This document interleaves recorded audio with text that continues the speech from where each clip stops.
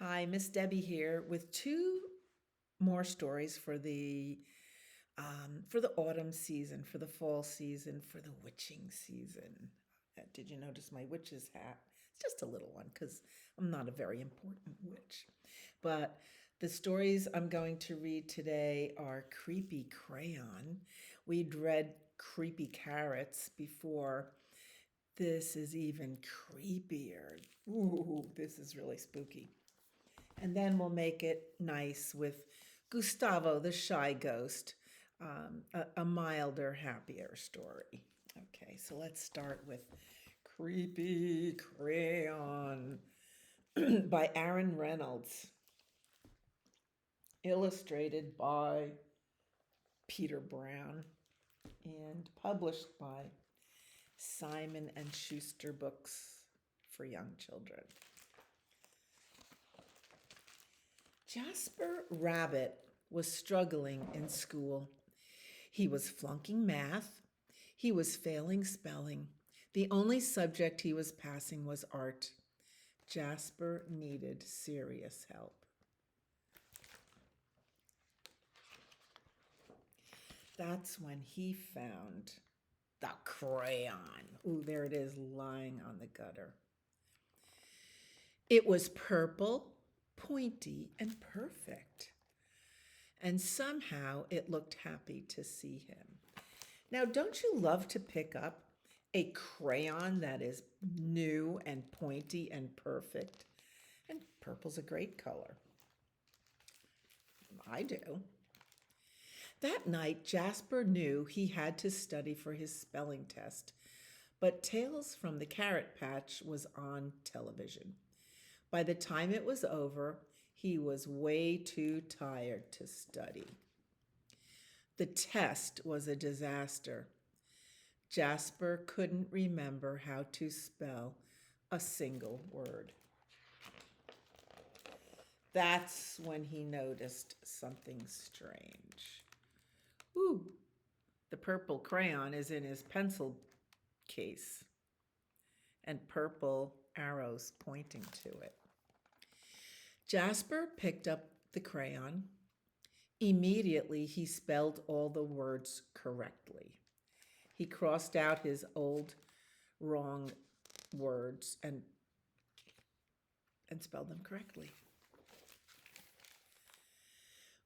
When he got his test back, he got an A plus and a sticker. The crayon looked pleased. Creepy, Jasper thought, but cool. After dinner, Jasper settled in to play Bunny Brawl 3 on his iPad. Math homework first, said Dad. Fine, moaned Jasper. That's when he saw it, scrawled in peculiar purple penmanship. Who needs math when you have Bunny Brawl 3? 3 hours later, after playing his video game, he fell asleep, his game in one hand, the purple crayon in the other. When Mrs. Lopshire announced a surprise math quiz, Jasper panicked. He reached for a pencil, but instead his hand wrapped around the crayon. Suddenly, math seemed easy. He knew when to carry the 1. He knew when to borrow from the bigger numbers. It was like the crayon knew exactly what to do. After the quiz, he saw it written on his backpack in purple crayon. Jasper plus crayon forever. Jasper felt a shiver go up his spine. The next day was the deadline for the poster contest. Jasper had been working on his entry for weeks. It just needed a few finishing touches. And that was what he was drawing. The purple crayon rolled across the table all by itself. Don't ignore me. Jasper ignored it. Don't ignore me." He shuddered. He scrubbed the writing off the table. He zippered the crayon into his pencil case. He tried to forget all about the crayon. But when he woke up, his precious artwork was better than ever. It was a horrifying masterpiece in purple. "Fantastic work," cried Mr. Hoppypot. "You should be very proud." But Jasper didn't feel proud. He felt eked out, freaked out, creeped out, because he didn't do it. It wasn't his work. When he got home, Jasper descended into the deepest, darkest corner of his basement. Look what he's holding. He put the crayon in a dusty box and locked it tight. He went to bed feeling much better. But when he woke up the next day, there on the mirror was written, "You need me." In his pencil case, the creepy crayon. And it looked happy to see him. That day, Jasper got all A+. It was terrible. He felt terrible. Enough was enough. Jasper snapped the creepy crayon in two. He melted it in the microwave, and he threw the mess into the garbage.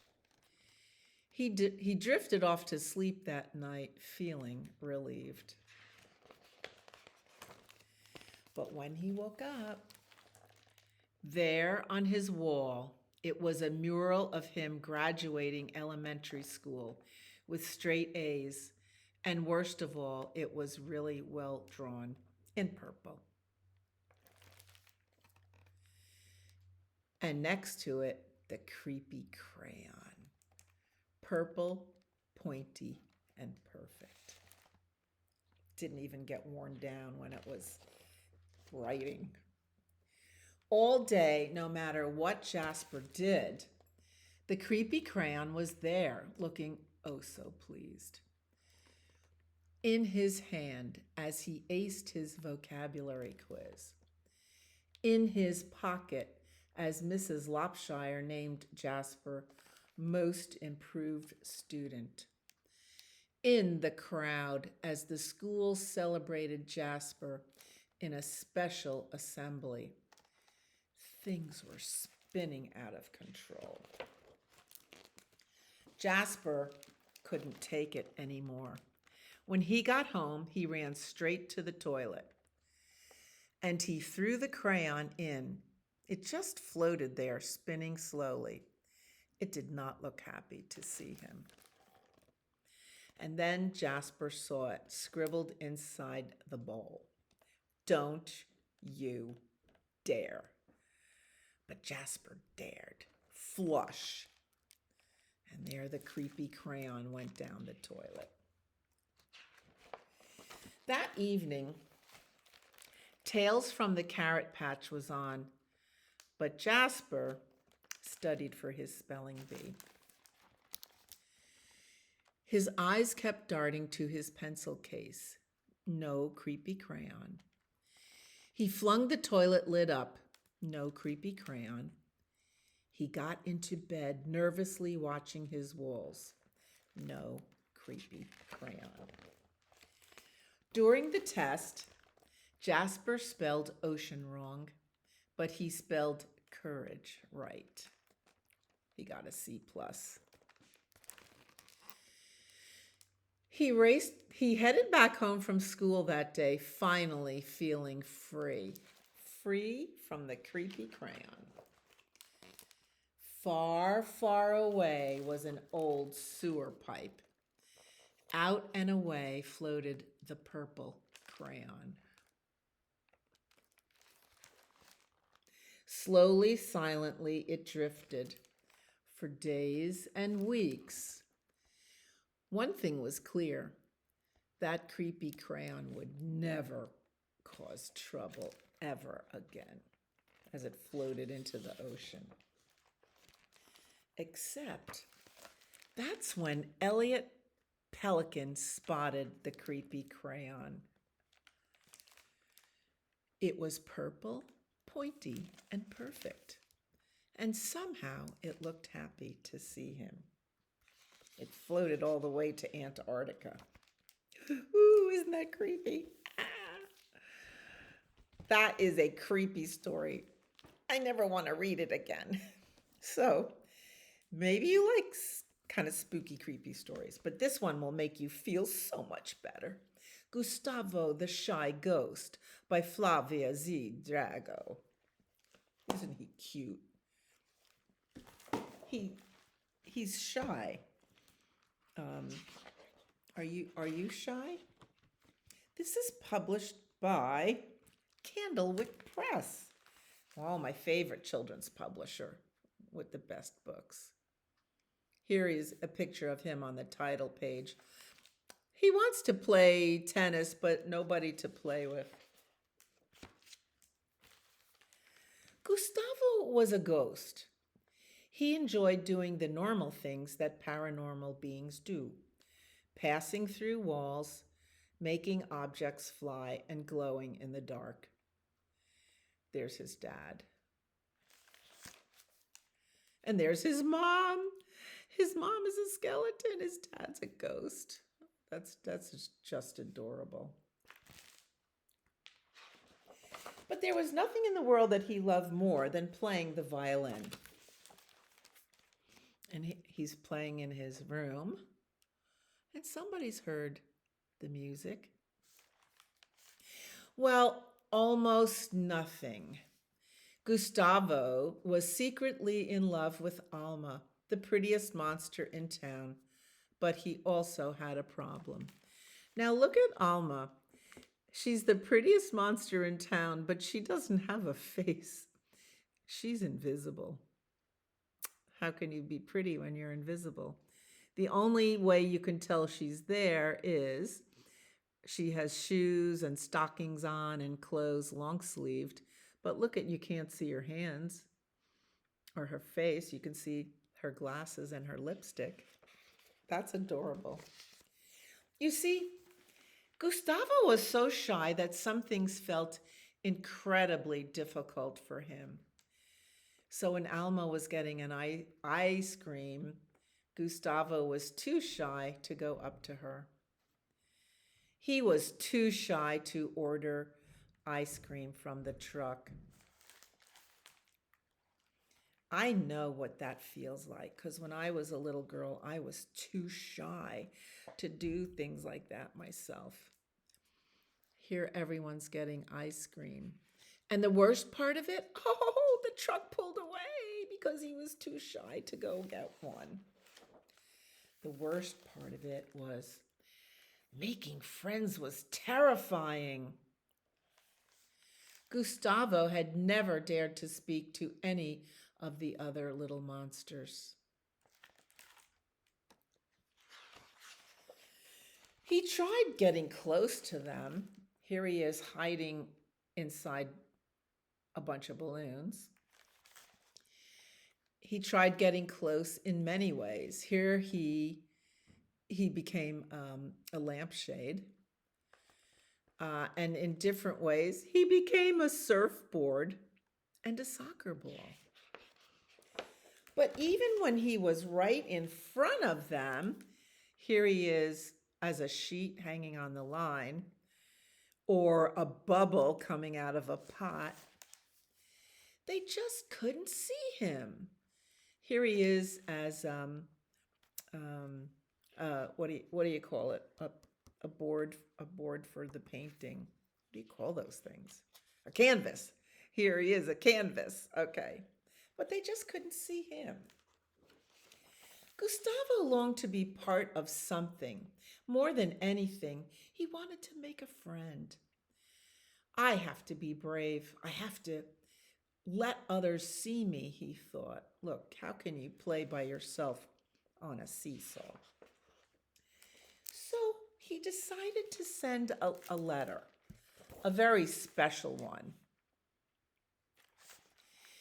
Dear monsters, the letter said, I would like to invite you to my violin concert, which will take place at the Day of the Dead party next full moon at the cemetery. I would be thrilled to see you there. Gustavo the ghost. Now, in some cultures, the Day of the Dead party is a very special activity on a very special day, and it takes place at a cemetery where people honor their people who have passed away or died and celebrate and bring food and thank them and party with their relatives and friends for having had those wonderful people in their life. So it's not a creepy party by any means.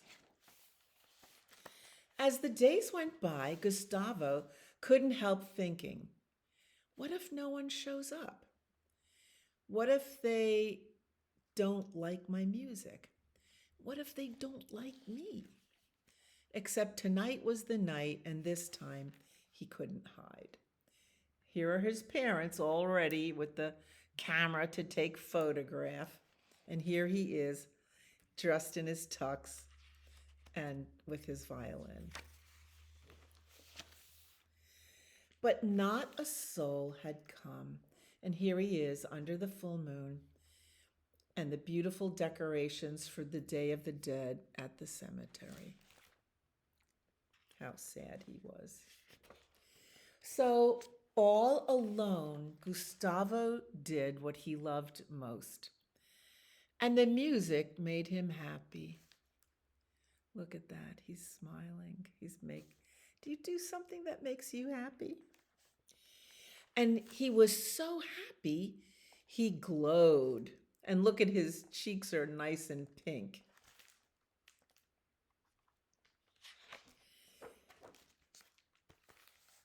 And suddenly, Gustavo, he heard shouting, which startled him and made him blush. We're so sorry we're late. We wanted to get you flowers, but we got lost instead. And then we heard your music and we saw your glow. We really loved your concert. Would you like to hang out with us? All the people that got the invitations showed up. From that moment on, Gustavo's life changed. And everyone discovered that even if he didn't talk much, he was the best at helping. Here he is going to get a soccer ball, and he walked right through the brick wall. And he was the best at protecting his friends. Here he became an umbrella in the rain. But mostly, Gustavo never stopped surprising them. And here he's putting on, a shadow puppet show. Well, he doesn't have fingers and hands to do it, but he made up his own puppet. It's kind of fun. He's surprising them all the time. And they never stopped loving him. Here he is playing his violin.